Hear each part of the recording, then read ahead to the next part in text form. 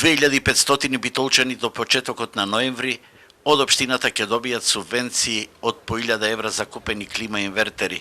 Целта е печките со фосилни горива да бидат заменети со овие грејни тела за да се намали аерозагадувањето.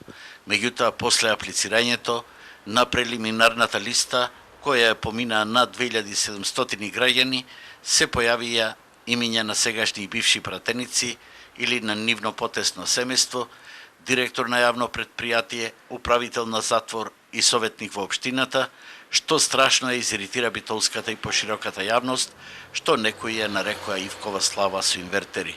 За општинарите нема ништо спорно. Што се однесува до мене, се работи за бројка од 2700 фамилии.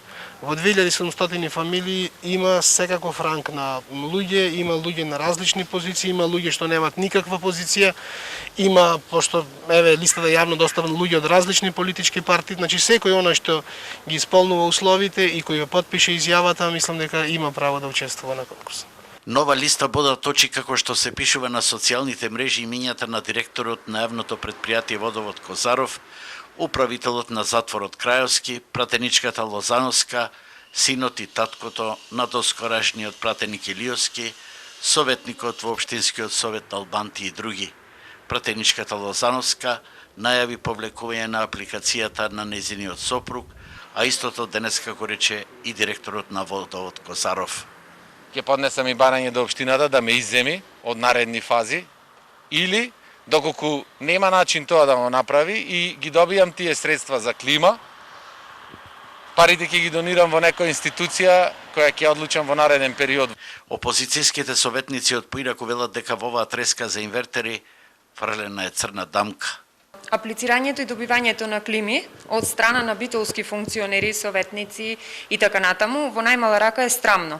Истото да подсетиме дека се коси со донесувањето на етичкиот кодекс кој го донесе владата и очигледно дека за битолските функционери не важи.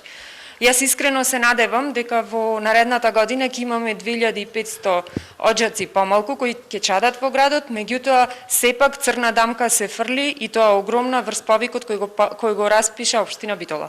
Од еколошките здруженија сметаат дека ова е гол популизам и дека за климите требало да се направи категоризација според економските можности на населението.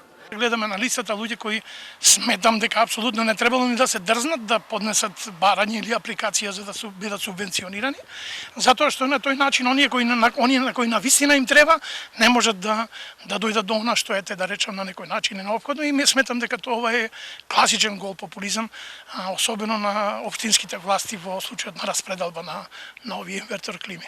Дали ова мерка за која владата во Битола даде 2,5 милиони евра ќе постигне некаков ефект?